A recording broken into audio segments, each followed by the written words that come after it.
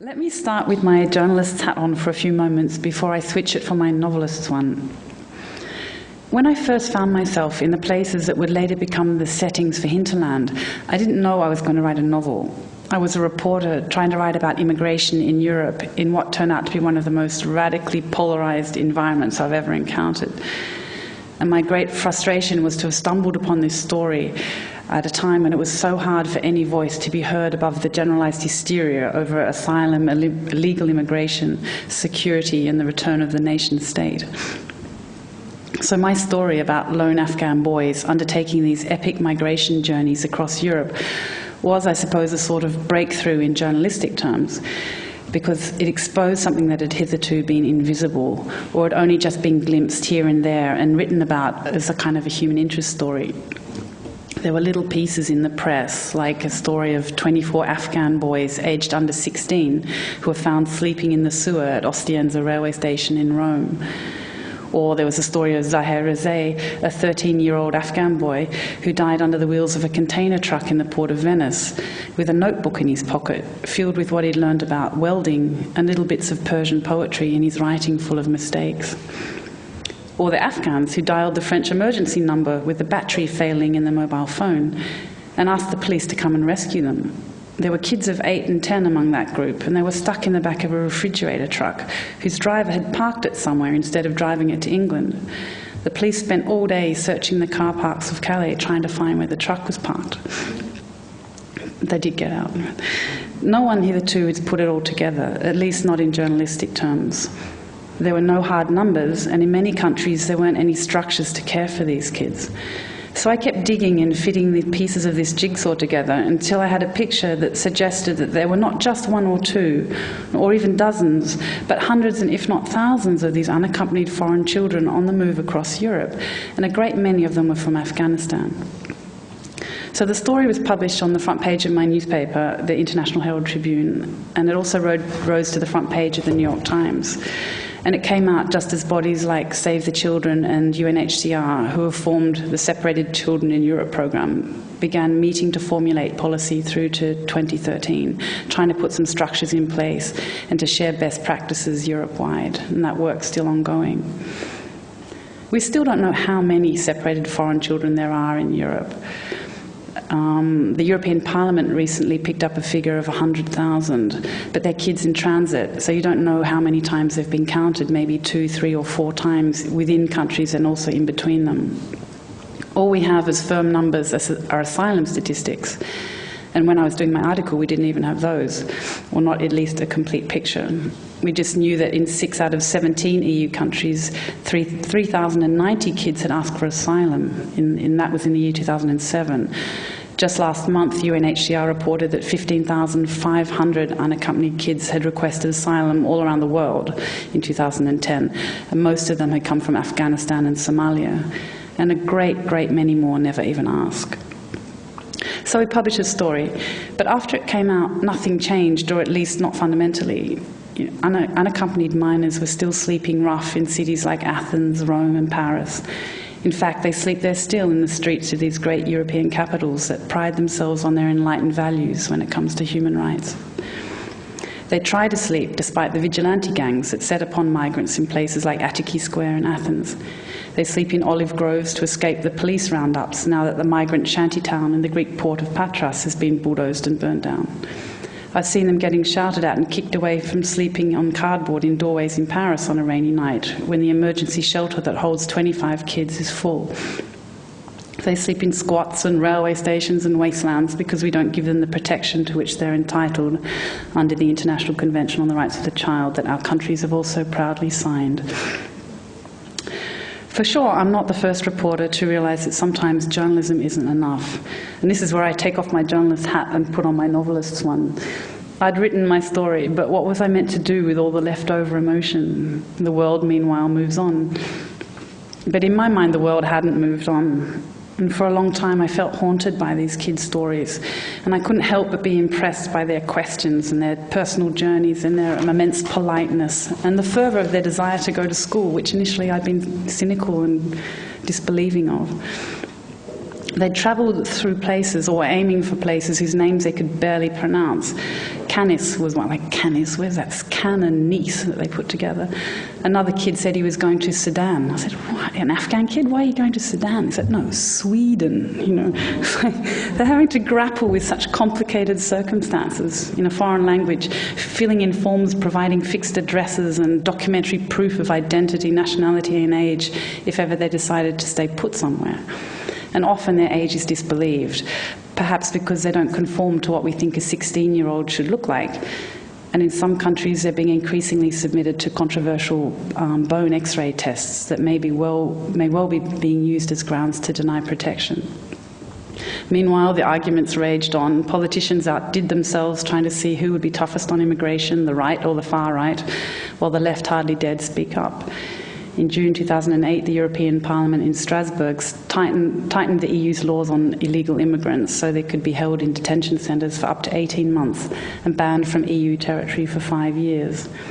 Late last year, Frontex border guards, in a panic at arrivals across the Evros River, were enlisted to push migrants back into Turkey, raising deep concerns about respect for the principle of non-refoulement, which is the most basic element in international refugee law. Kids were mixed up in all of it. While this was going on, it became obvious to me that there were voices missing from this debate. Everybody had an opinion about migration, but no one, apart from a few very dedicated journalists, especially one called Fabrizio Gatti in Italy and a couple in England, were listening to the migrants, and certainly no one was talking to these kids. So the novel grew out of a desire to make the invisible visible and to give a little oxygen to this unheard voice. But it didn't start like that. It started with the places at either end of the European Union, on the grim borderlands between Greece and Turkey, and on the terrible tensions in Calais. It was only when I started thinking back to who I'd met there, these two 8-year-old kids in Dunkirk and a 12-year-old in Paris, and these 16 and 17-year-olds in Athens, that I realized that this was more than a human interest story, or rather that it was a giant human interest story. And for me, it was also a way of expiation, because I felt so inadequate at not being able to help these kids. And I thought, what can I do? And the only thing I could think of was to write, in the hope that people better qualified than I am would think of a way to manage this situation better than we currently are. So Hinterland was born of an urgent desire to open up another kind of space, away from all the politics and the yelling, to talk about something as fundamental as how we treat other people's children. It's as basic as that. Encountering these kids posed big questions for me that seemed to go to the heart of who we are as a human family. Do we welcome them and see them as an opportunity to enrich our children and our schools and our knowledge of the world? Do we honour their desire to go to school? Do we grasp the opportunity to foster an educated class that might work for peace and rebuild a countries deprived of Afghanistan, or Somalia, or Sudan for that matter? Do we treat them with imagination and show them generosity of spirit and teach them our values and gain some understanding of theirs? Do we enjoin other countries to do the same by establishing best practice and sharing what we've found? Can we look others in the eye because we know we've acted with integrity? Or do we put them in detention centres and on deportation flights, and in orphanages we're planning to specially build, which require a life-risking 6,000-kilometre journey as a prerequisite for admission? Do we let them die in container ships in Venice and Ancona with their minority inscribed on the Greek expulsion papers in their pockets?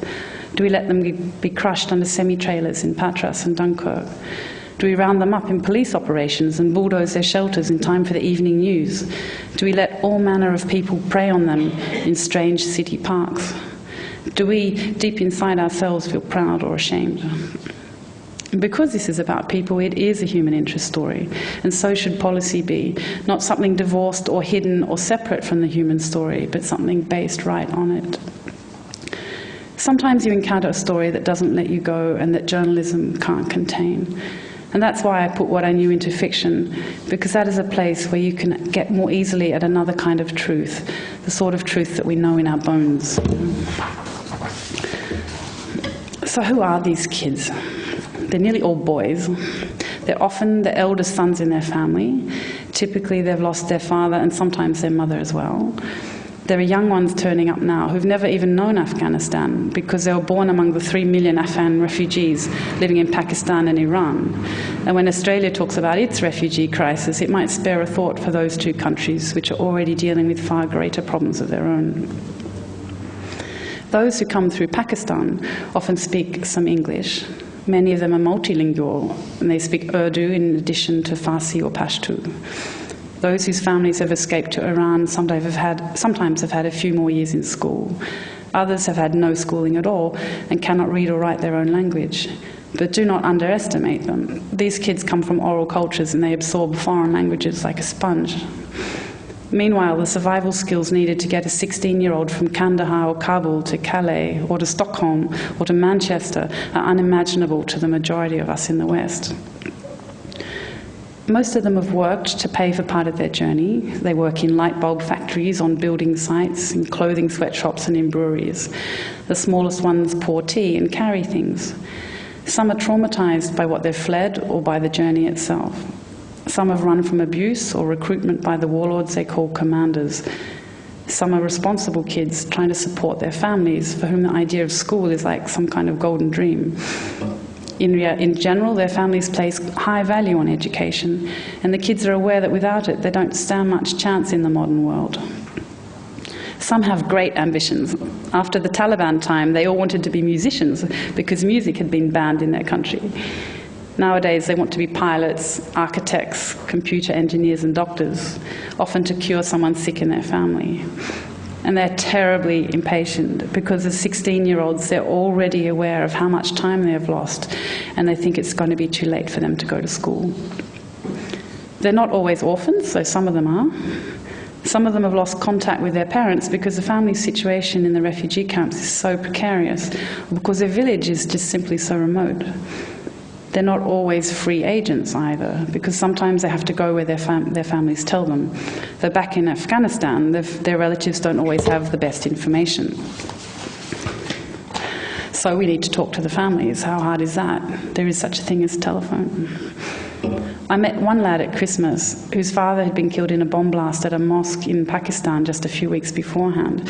His inheritance went into the journey to Europe so he could find some way to support his mother and a couple of siblings. Where did he want to go? He showed me on the map. Iceland. Others have a brother or a cousin in Germany or in England, though often, inexplicably to them, they can't join them because there's no family reunification for anyone except spouses or parents with their children. Others have no idea where to go, and they go from country to country trying to find some place where they can belong. Often they have only the vaguest idea of what Europe might hold. One 15-year-old boy said he discussed it with his father, saying, "You have to pay food and rent and clothes for me, so maybe I should just go." And the father, whose back was injured in a bomb blast, surveyed the life options for his son from the instability of Iran where they were living as refugees and said to him, "I'm not asking you to go, but if you want to go, then you can go." And this is the tiniest little boy. It was just, you can't believe they could make that sort of journey and survive it. Others of them have very complicated debts to pay, and they may have to work to send back money to protect their sisters from being married off in settlement. It's all human life, yes, a human interest story after all. And God, did they get to you.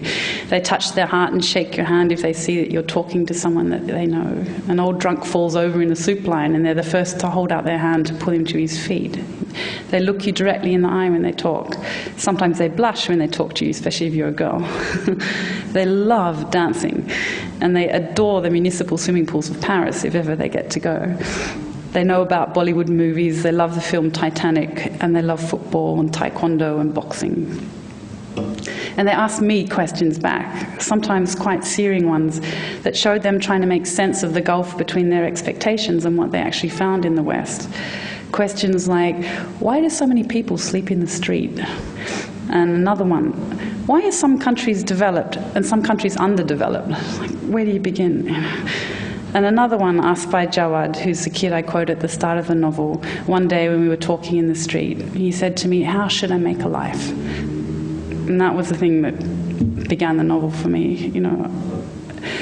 How indeed, how should they make a life? How would it change the dynamics of our classrooms if you had a kid in there who travelled 6,000 kilometres gripping the chassis of a semi-trailer because he wanted to go to school? Okay, so what if he's never had any schooling before? Don't we have any programs for kids who have fallen behind? If they've had a little education, would it be too much to ask the other kids to help to coach them on their homework or to help them catch up? That sometimes happens in France if they're lucky enough to get let into a school. Meanwhile, what would this teenager teach our kids about the world that they're going to grow up into? What would it teach them about something as simple as sharing, or about our values and theirs, or for the budding novelists among them, about point of view? I have to go back to another part I wanted to include. Oh yeah. So these kids it's complicated. They're self-reliant kids, but they're also desperate for guidance. They don't want to be adopted by us, but they need something to stabilize them. They've been so long on the road that it's difficult for them to adapt to the discipline of family life, and yet they need structures that understand their needs. But they do respond very well when they get those things. In France, there's a body that helps kids in difficulty, and it's called Les Apprentis d'Auteuil. It doesn't only help foreign kids, it helps French kids. And it's a charity that runs apprenticeships all over the country. And its deputy director said just a few months ago that kids studying for their apprenticeship certificate had a 75% success rate overall, but that the rate amongst unaccompanied foreign kids was 90. That's 90%. I don't have the whole picture. I'm not an educationalist or social worker or a trauma psychiatrist, although I've talked to all these people. All I've done is write a novel from another point of view, trying to shed some light upon a story we might otherwise not have heard. I hope that it makes people see things in a slightly different light. And if it could bring a new strand to the debate that each country has to be okay with its conscience, then I would be happy. Who knows, it might even change something too. Voilà.